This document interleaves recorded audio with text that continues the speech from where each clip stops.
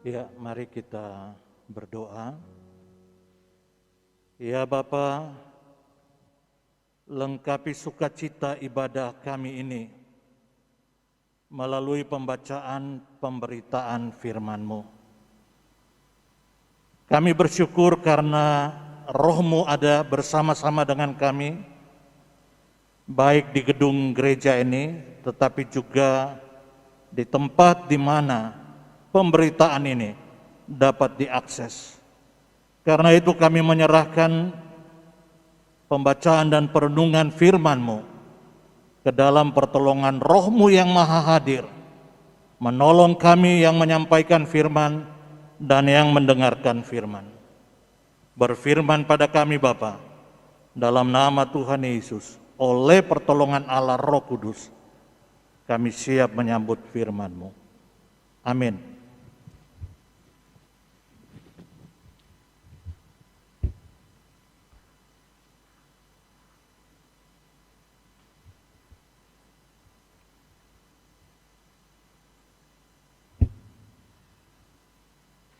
Baik, kepada saya diberikan tema untuk disampaikan pada pagi ini, janjimu penghiburanku. Janjimu penghiburanku, itu yang menjadi tema kita pada saat ini. Kita bersyukur dalam anugerah Tuhan, kita tetap dapat bersekutu baik di rumah masing-masing, tetapi juga ada sebagian yang ada hadir di tengah-tengah dalam kebersamaan di gedung gereja ini. Janjimu penghiburanku, teks Alkitab terambil dari Mazmur 119 ayat 50. Di sana dikatakan, inilah penghiburanku dalam sengsaraku, bahwa janjimu menghidupkan aku. Sekali lagi, inilah penghiburanku dalam kesengsaraanku, bahwa janjimu menghidupkan aku.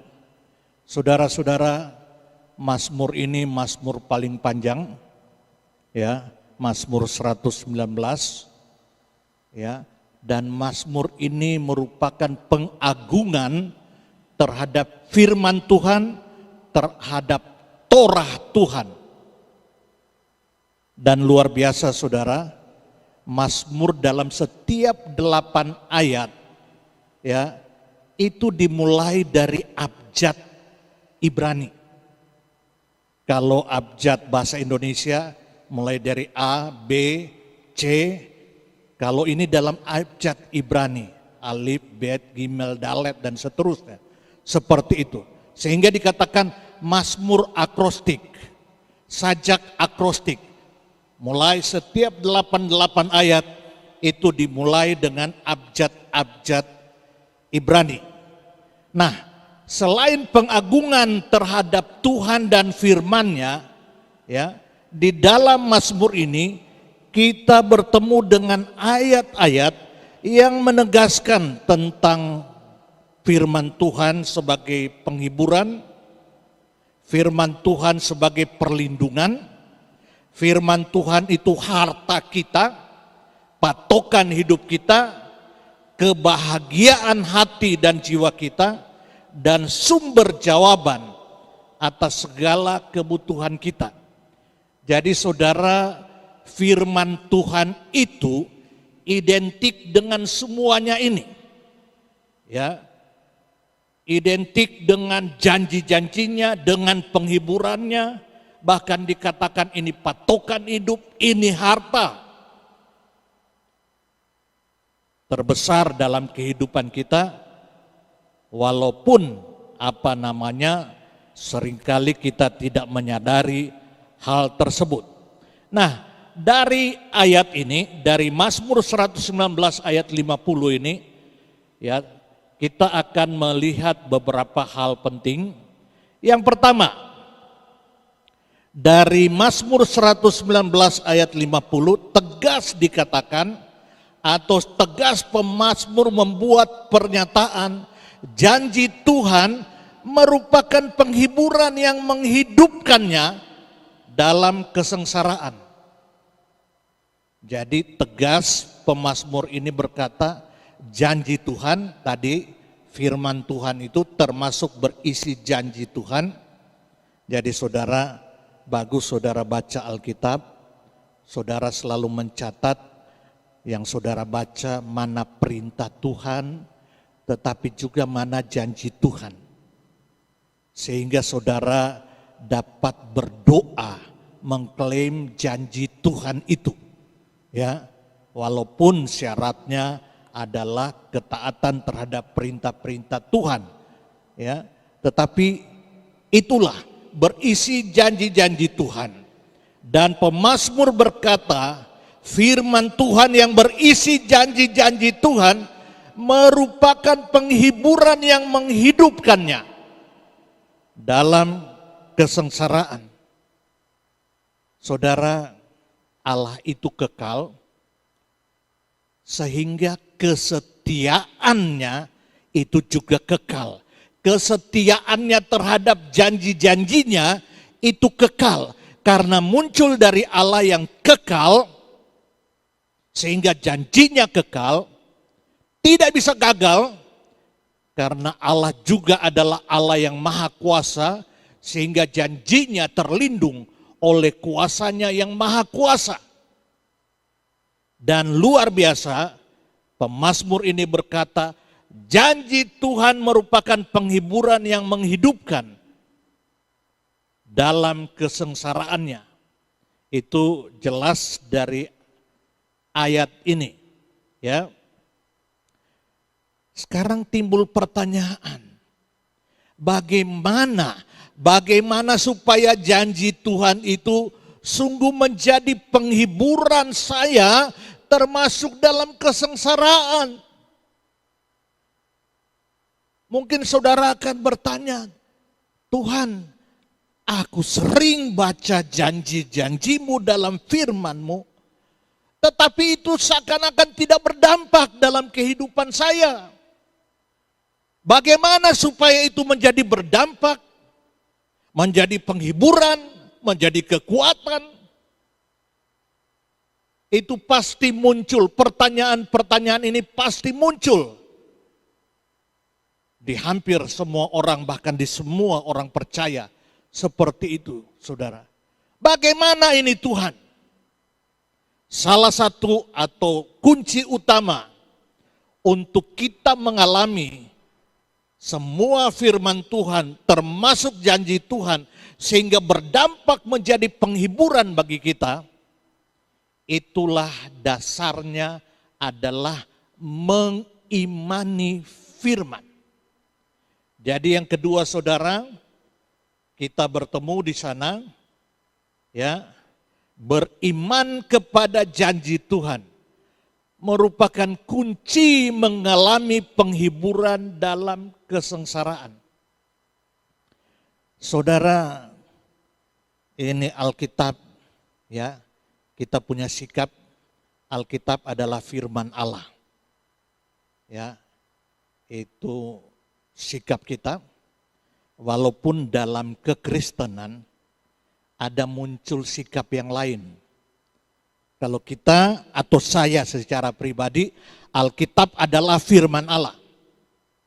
Tetapi ada yang mengatakan Alkitab mengandung firman Allah. Jadi kalau dikatakan mengandung firman Allah, itu berarti tidak semua firman Allah. Ya, ada yang bukan firman. Timbul pertanyaan, yang mana firman, yang mana bukan firman. Ya, orang-orang yang mengagungkan rasionalisme, otak. Ada yang berkata, yang masuk akal itu yang firman. Kalau yang tidak masuk akal, itu bukan firman. Jadi di dalam orang-orang liberal, saudara, yang mengagungkan rasionalisme, mereka cuma punya dua sudut kutub kebenaran. masuk akal atau tidak masuk akal.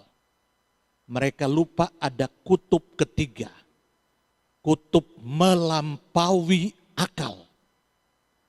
Firman Tuhan itu masuk akal, sekaligus melampaui akal, bahkan merubah akal kita yang salah. Jadi rasional itu masuk akal, arasional bukan irasional. Kalau irasional tidak masuk akal. Arasional melampaui akal, dan yang ketiga transrasional, merubah akal kita yang salah.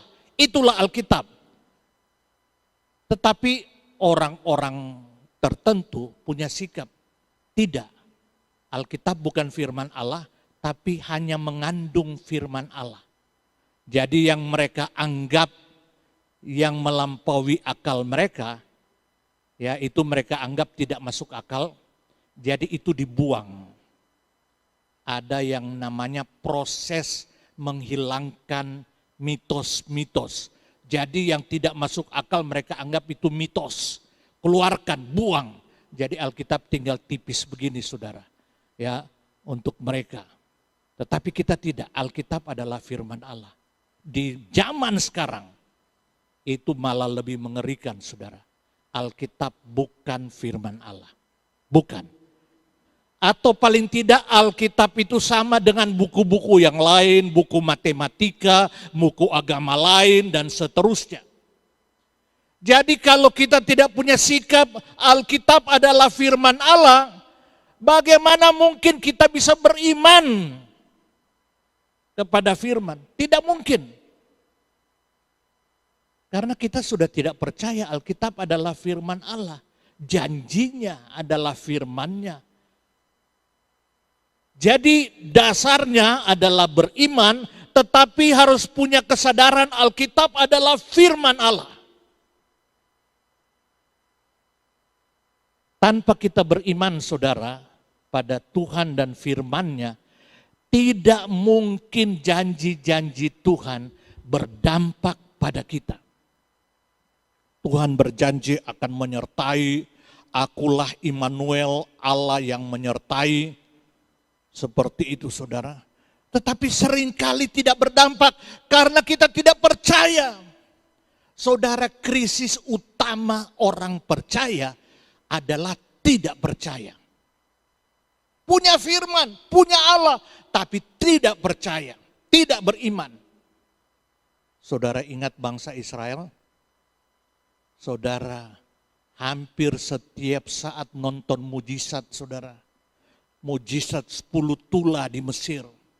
Mujizat laut Teberau terbelah. Tapi terus tidak percaya. Waktu sudah di laut Teberau, mereka dikejar oleh pasukan Firaun. Mereka marah dengan Musa.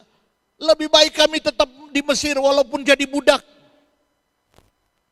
Tuhan menyatakan kuasanya, laut Teberau terbelah. Tapi baru melewati mujizat, kekurangan air, langsung marah-marah, langsung tidak percaya. Saudara lihat, krisis ketidakpercayaan orang Israel saudara. Dan itu yang membuat Tuhan menghukum mereka 40 tahun mengembara di padang gurun. Karena ketidakpercayaan. Waktu diutus 12 mata-mata ke Yeriko, di Kades Barnea mau menyeberang ke Yeriko. 10 itu ketakutan. Waduh, mengerikan, temboknya, orang-orangnya seperti raksasa. Habis kita dimakan. Wah, semua orang Israel ketakutan. Walaupun Kaleb dan Yosua katakan, tidak, memang benar mereka seperti raksasa, temboknya besar. Tapi Tuhan kita lebih besar, jangan takut, jangan berdosa. Tapi mereka tidak dengar. Tuhan hukum 40 tahun mengembara. Itu karena tidak percaya. Jadi iman itu kunci. Masalah orang percaya adalah sering tidak percaya dengan Tuhan dan firman-Nya. Saya belajar teologi dari firman, tapi belum tentu saya percaya. Seperti itu. Jadi kunci untuk kita sehingga firman Tuhan itu dapat berdampak, termasuk dalam ayat ini, menjadi penghiburan dalam kesengsaraan. Kuncinya, dasarnya, mengimani firman itu. Pemazmur membuat pernyataan ini karena mengimani firman, akibatnya mengalami firman. Itu sebabnya saudara dalam Roma 10 ayat 17 dikatakan, jadi iman timbul dari pendengaran dan pendengaran oleh firman Kristus. 1 Korintus 13 ayat 13, demikian tinggal ketiga hal ini, yaitu yang pertama iman, yang kedua pengharapan, yang ketiga kasih. Dan yang paling besar itu adalah kasih karena puncak dari iman. Jadi saudara, dasarnya adalah iman. Dan iman timbul dari pendengaran akan firman. Ya. Akibat timbul iman, maka timbul pengharapan. Pengharapan artinya percaya kepada janji-janji Tuhan. Dan akhirnya ya, kita boleh berbuah dalam kasih. Itu buah yang kekal. Seperti itu. Jadi saudara, pemazmur dapat berkata, janjimu itu menjadi penghiburanku saat aku dalam sengsara. Bagaimana bisa itu berdampak? Karena dia mengimani janji Tuhan itu. Sekarang timbul lagi pertanyaan, bagaimana saya bisa percaya terhadap Tuhan dan janjinya dan firman-Nya? Enggak bisa. Pak Pendeta, enggak bisa saya percaya. Ya, kepada Tuhan dan firman-Nya. Saya katakan setuju. Saya setuju. Jangankan saudara, saya pun tidak percaya. Waduh, bagaimana ini? Kalau dengan kekuatan saya sendiri, kemampuan saya sendiri nggak bisa. Bagaimana bisa percaya yang tidak kelihatan? Tidak bisa. Tetapi puji Tuhan, Tuhan sendiri menolong kita. Dengan caranya dia menolong kita sehingga kita mampu beriman. Jadi iman itu adalah anugerah, iman itu adalah pemberian Allah, bukan hasil usaha kita. Nggak mampu. Saya berkali-kali bilang saudara, percaya itu yang tersalib, gondrong setengah telanjang bermahkota duri, itu juru selamat. No way. Nggak bisa saya percaya. Saya lebih percaya kepada bos saya dulu di tempat kerja yang kasih gaji saya. Daripada mau percaya si gondrong tersalib itu. Gak bisa. Tetapi pada waktu roh Allah menjamah, mengaruniakan iman, saya kaget. Saya mampu percaya. Padahal saudara, saya cuma mendengar tentang Yesus sampai sekolah minggu saudara. Iya. Sampai sekolah minggu, tapi pada umur 26 tahun, firman yang pernah saya dengar, roh Allah mampukan saya untuk percaya.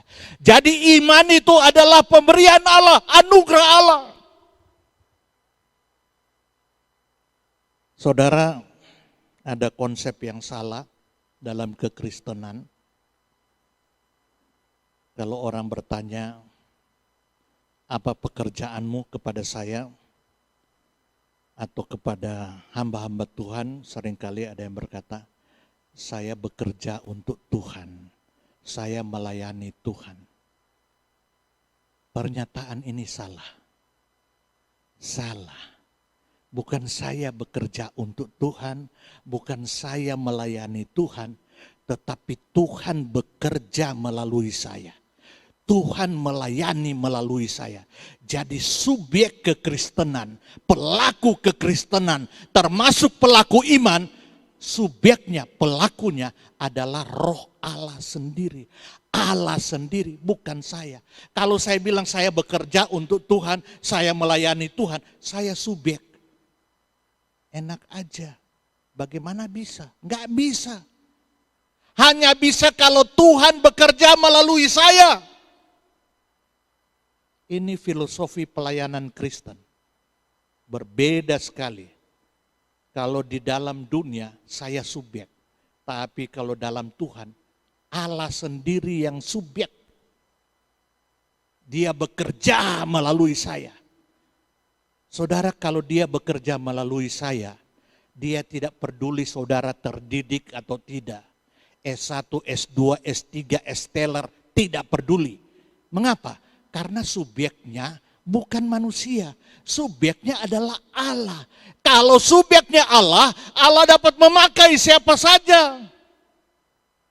Jadi jangan sombong saudara. Ya, kita tidak mampu. Ya, beriman saja tidak mampu saudara.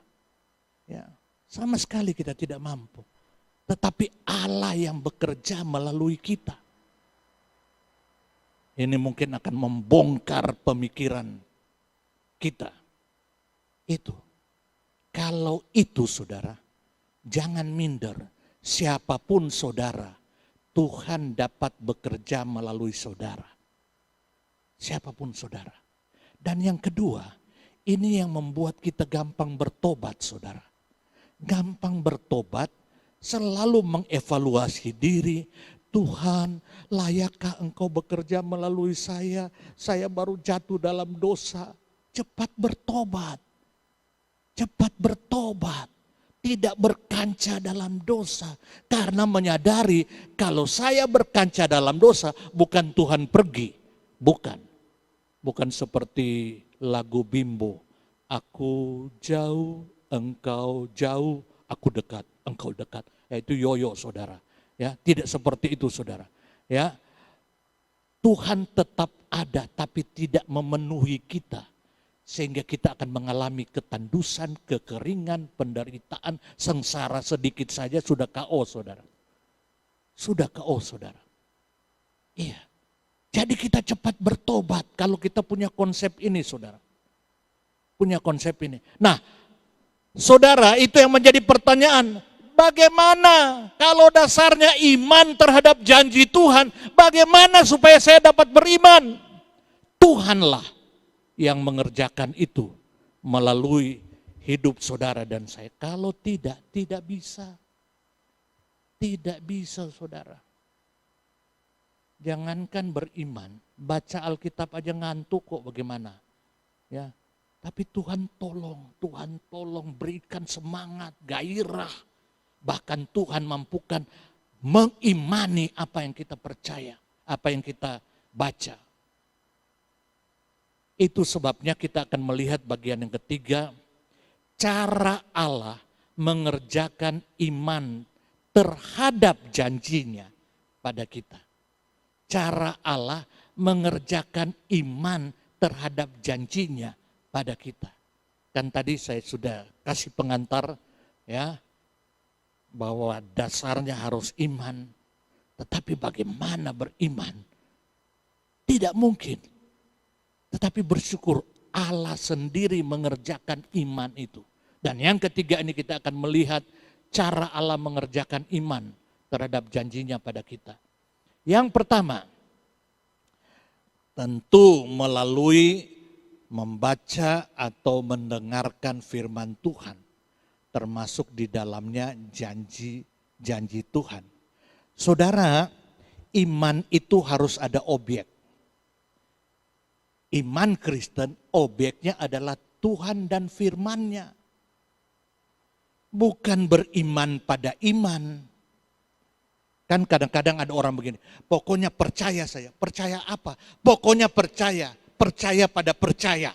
Oh tidak. Percaya itu harus ada objeknya. Ya, objeknya apa? Firman. Objeknya firman.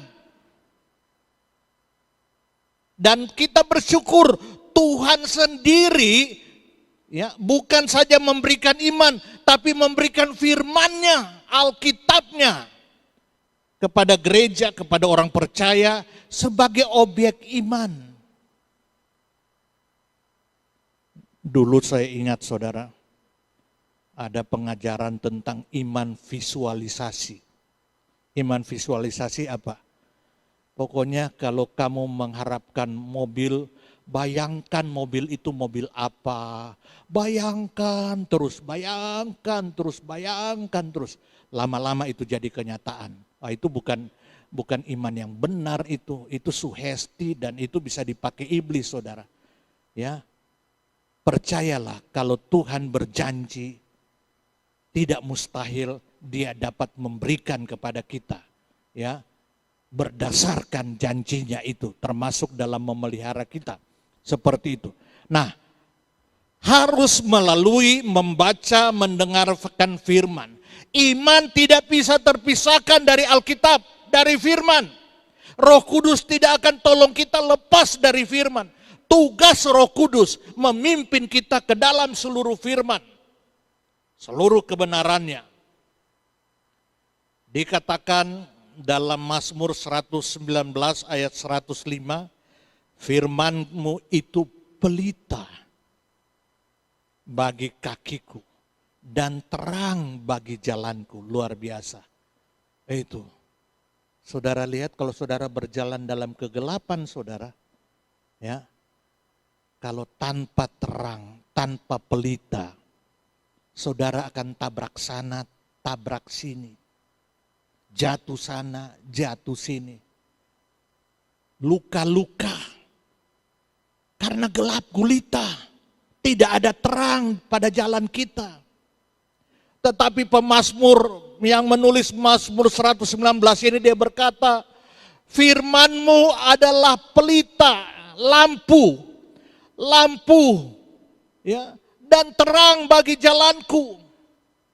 Sehingga kita dapat melihat mana harus berjalan, sehingga kita tidak terantuk ke sana ke sini. Tidak, kita tidak terantuk ke sana ke sini, karena ada pelita, ada terang. Itu dari mana? Dari firman. Firman itu, firman yang diimani, menjadi pelita dan terang. Kalau tidak diimani, saudara gelap. Walaupun saudara hafal seluruh Alkitab. Papa mertua saya saudara, sudah ratusan kali baca. Mungkin sudah 150 kali baca Alkitab dari Kejadian sampai Wahyu. Iya, luar biasa. Minder kalau ngomong dengan papa mertua saya saudara. Ya, anak mantunya yang doktor aja, ya, nggak sampai 5 jari ini membaca Alkitab sampai tuntas. Iya. Papa mertua saya yang bukan hamba Tuhan, 100 mungkin sudah 150 kali baca Alkitab saudara. Iya, itu luar biasa, bagus. Ya, dan itu yang dipakai oleh Tuhan, oleh Roh Kudus, menghidupkan iman. Karena iman tidak bisa terpisah dengan firman. Itu sebabnya pemazmur berkata, janji-Mu dalam firman-Mu itu menjadi penghiburanku dalam kesengsaraan. Dan tadi juga sudah dikutip, iman timbul dari pendengaran dan pendengaran akan firman Kristus. Jadi saudara ya harus baca Alkitab, dengar. Kalau zaman dulu saudara enggak baca, mendengar. Karena firman tertulis apalagi perjanjian baru belum ada. Jadi hanya dengar. Kalau sekarang waduh sudah tersedia saudara. Ya. Yang berikut, memiliki dan dimiliki Roh Kudus. Nah ini dia. Kalau tanpa Roh Kudus saudara, tidak punya Roh Kudus, tidak memiliki dan tidak dimiliki oleh Roh Kudus, gak bisa beriman. Saudara, ketika kita percaya Yesus, Efesus 1 ayat 13 dan 14 berkata, ketika kamu percaya, kamu dimeteraikan dengan Roh Kudus, dicap dengan Roh Kudus sebagai tanda kepemilikan Tuhan, dan dikatakan Roh Kudus itu jaminan keselamatan, down payment, DP keselamatan. Jadi ketika kita sungguh-sungguh bertobat menerima Yesus, Roh Kudus tinggal di dalam kita. Kita memiliki Roh Kudus, tubuh kita menjadi bait Roh Kudus. Tetapi tidak cukup sampai di situ. Roh harus memenuhi kita. Roh harus memimpin kita. Roh harus memiliki kita.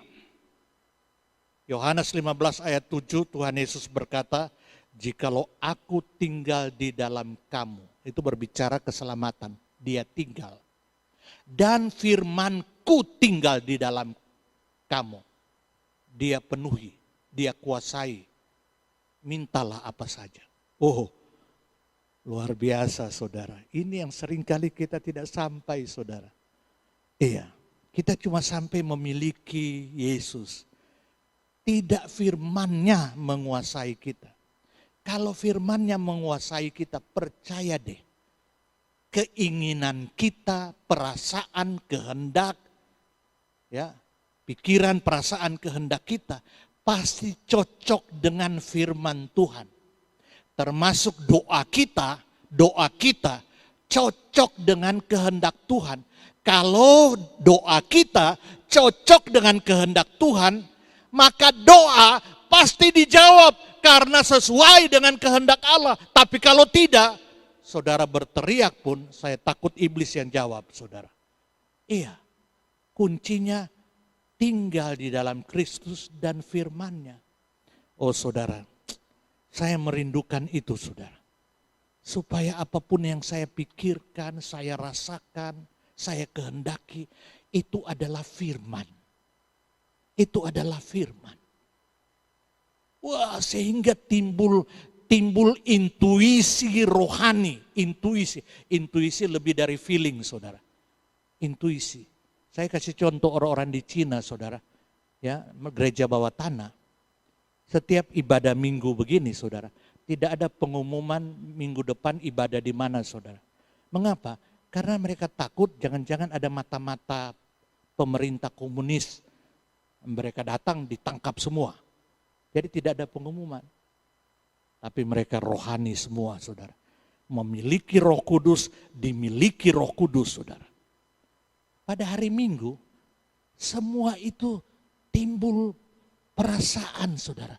Ah, saya ingin ke sini, ke rumah sini, ke taman ini.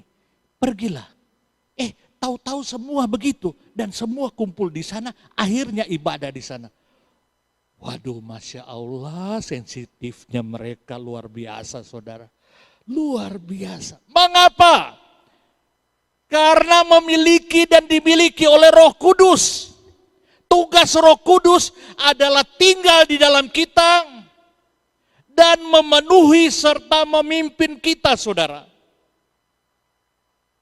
Itu sebabnya saudara dikatakan Yohanes 16 ayat 13a, tetapi apabila ia datang, Roh Kudus, yaitu Roh kebenaran, ia akan memimpin kamu dalam seluruh kebenaran. Bukan saya memimpin di sini, bukan saja mengerti, tapi mampu percaya kepada firman. Mampu mengimani. Karena memimpin bukan saja menyadarkan ini firman, tetapi memampukan. Baru Efesus 5 ayat 18c, tetapi hendaklah kamu penuh dengan roh.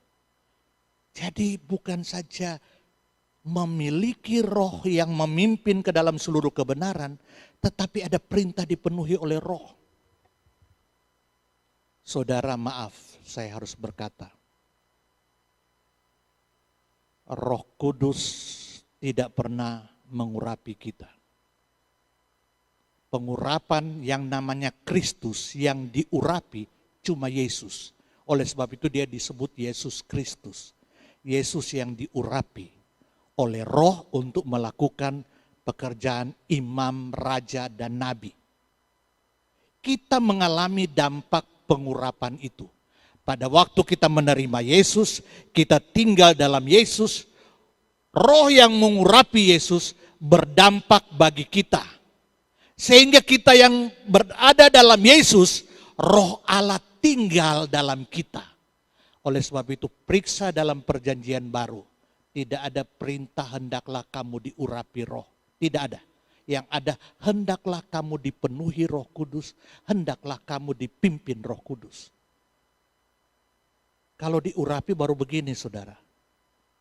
Baru begini. Ini kita bukan lagi diurapi seperti itu. Tinggal, Roh Allah tinggal. Dan mau memenuhi, memimpin kita. Maaf, mungkin akan mengganggu pikiran saudara. Itu sebabnya saudara tidak akan bertemu. Saya berdoa, urapi saya dengan roh. Saya tidak berdoa begitu. Saya berdoa, Tuhan penuhi, Tuhan pimpin. Karena Tuhan bingung, mau minta urapan apa? Sudah ada kok, roh sudah tinggal. Mau apa lagi? Emangnya dia pergi turun urapi, dia pergi turun urapi. Enggak lah, itu konsep perjanjian lama. Dia sudah ada menjadi milik kita dan dia mau memiliki kita, memenuhi kita. Itu saya senang dengar lagu dulu itu. Tuhan penuhkanku dengan Roh Kudus. Wah, saya nyanyi sungguh-sungguh karena itu kerinduan. Saya setiap pagi, bangun pagi, doa saya, Tuhan penuhi saya dengan roh-Mu, pimpin saya dengan roh-Mu. Kalau tidak, saya akan gagal ikut Engkau. Sehingga kalau itu terjadi, kita akan jadi seperti Paulus, berani berkata, aku hidup, tetapi bukan lagi aku, melainkan Kristus melalui rohnya yang hidup di dalam aku. Not me, but him. Dia. Itu kita harus sampai ke taraf itu, saudara. Kalau itu terjadi, tidak mustahil kita mampu mengimani firman. Dan waktu kita mengimani firman, kita menonton mujizat Tuhan dalam kehidupan kita. Karena kita akan menyaksikan. Berdasarkan firman-Nya, tidak ada yang mustahil. Tapi kalau kita tidak mengimani, macam mana? Tidak bisa, saudara. Tidak bisa. Baru yang berikut adanya kesalehan hidup yang dikerjakan oleh Roh Kudus dan firman-Nya. Kalau Roh Kudus memiliki dan kita memiliki dan dimiliki Roh tadi, ya, kita akan hidup kudus, hidup saleh. Ya, sehingga termasuk buah kesalehan mampu beriman. Iman, pengharapan, kasih. Itu sebabnya dikatakan dalam Mazmur 119 ayat 1, berbahagialah. Dalam bahasa lain sebenarnya, diberkatilah orang-orang yang hidup tidak bercela, hidup kudus. Identik hidup tidak bercela, yang hidup menurut Taurat Tuhan. Kalau bukan Tuhan yang tolong, gak bisa, saudara. Gak bisa, saya aja akan gagal. Saya aja akan gampang tersinggung, gampang benci, gampang sedih. Gak bisa. Kalau bukan Tuhan yang tolong, termasuk memimpin dalam seluruh firman, sehingga saya mampu hidup kudus, maka saya punya buah iman. Ya, seperti itu. Dan yang paling terakhir, saudara, adanya kesadaran bahwa kesengsaraan mendatangkan kebaikan. Paulus berkata dalam Roma pasal 5 ayatnya ketiga dan keempat, dia katakan, dan bukan hanya itu saja. Kalau kita lihat konteksnya, bukan hanya diperdamaikan dengan Allah menjadi anak Allah. Bukan hanya itu saja. Kita malah bermegah juga dalam kesengsaraan kita. Karena kita tahu bahwa kesengsaraan itu mendatangkan kebaikan, yakni menimbulkan ketekunan, ketekunan menimbulkan tahan uji, dan tahan uji menimbulkan pengharapan. Iman, pengharapan, ingat tadi. Dan itu sering kali muncul dalam kesengsaraan. Jadi kesengsaraan mendatangkan kebaikan. Jadi harus ada kesadaran ini. Saya sering kali berkata di sini, saya tidak pernah bertumbuh dalam iman, hampir tidak pernah bisa katakan. Dalam keadaan sukses, saya justru beriman pada keadaan sengsara. Atau mampu atau makin dewasa. Jadi kesengsaraan mendatangkan kebaikan. Harus ada kesadaran ini. Sehingga kita mampu menjadi seperti pemazmur. Janjimu itu menghidupkanku saat aku sengsara. Bukan membinasakan aku. Saudara, ya, Tuhan pakai kesengsaraan saudara. Coba kamu evaluasi hidup saudara. Dalam kesengsaraan justru kita bertumbuh. Kalau asli. Kalau tidak asli Kristen saudara, hilang. Sengsara, hilang. Tapi kalau asli saudara, justru makin berkilau saudara. Kalau emas itu kalau dibakar, makin berkilau saudara. Jangankan di dunia rohani, di dunia umum saudara, diakui ini. Saudara cek orang-orang tua yang sukses, berhasil. Mereka cerita, kami itu ke sekolah 6 kilometer jalan kaki, sengsara, luka-luka kaki. Tapi itu yang membuat kami seperti ini. Pulang rumah masih kerja kebun, masih bikin ini. Justru itu menguatkan saya. Menjadi seperti ini, berhasil.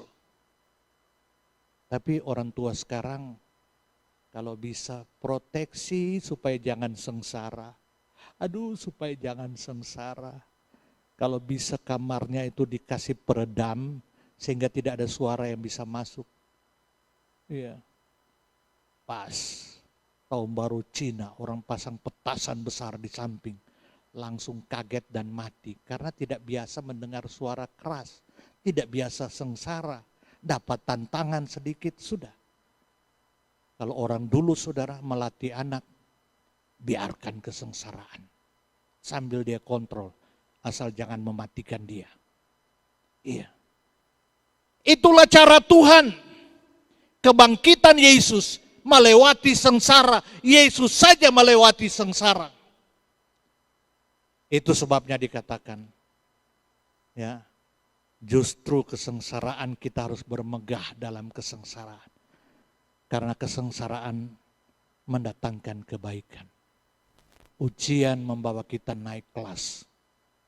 Saudara, terimalah firman Tuhan ini. Ya, janjimu penghiburanku dalam kesengsaraanku. Ya, imani itu. Imani Tuhan, imani firman-Nya. Saya juga tahu tidak gampang. Tetapi kalau saudara subjeknya, pelakunya, tidak bisa. Tetapi ada Allah, roh Allah, subjek yang memampukan kita beriman. Sehingga kita mampu hidup, tetap bersemangat dalam kesengsaraan. Saya tahu itu tidak gampang. Itu krisis utama orang percaya. Tidak mampu percaya. Itu krisis utama orang Israel. Tidak mampu percaya. Sampai mereka dibuang. Diaspora tahun 70. Bukan 1970 saudara. Benar-benar tahun 70. Dibuang ke segala penjuru mata angin saudara. Orang Israel. Tahun 1948. Mereka datang. Kenapa? Dihukum karena ketidakpercayaan. Bayangkan ribuan tahun. Tetapi tidak dilenyapkan. Alkitab berkata, Yakub tidak akan kulenyapkan. Kalau Tuhan sudah pilih bangsa ini, benar mungkin kesengsaraan itu hukuman. Tetapi bersifat mendidik, atau kesengsaraan itu menjadi alat Tuhan membawa kita masuk surga. Ya, kan masuk surga kan harus melalui mati, saudara. Banyak orang mau ingin masuk surga tapi tidak mau mati, saudara. Ini masalah, saudara. Ya, hanya 3 kondisi orang yang masuk surga tidak pakai mati, saudara. Henok, Elia, dan orang-orang kalau Tuhan Yesus datang sekarang ini, datang, kita tidak akan mati secara tubuh, langsung diubahkan tubuh kita dan tinggal bersama dengan Tuhan. Ya, tetapi selama bukan tiga kondisi ini, masuk surga melalui mati. Jadi bagi orang percaya, mati adalah keuntungan. Masuk surga, sengsara yang membawa kematian pun keuntungan. Ini pun kalau Roh Kudus tidak tolong untuk mempercayai, sulit saudara dan saya mengimani. Tapi bersyukur, subjek pelaku kekristenan adalah Allah itu sendiri. Tuhan Yesus memberkati. Mari kita berdoa. Bapa, hamba berhenti berbicara dan hamba terbatas dalam menyampaikannya. Tetapi Roh-Mu yang kudus, tolonglah kami. Meteraikan firman-Mu dan biarlah kami bukan saja mendengar firman, tapi menghidupi firman dan mengalami firman dalam hidup kami. Dalam nama Tuhan Yesus. Amin. Tuhan memberkati, saya kembalikan.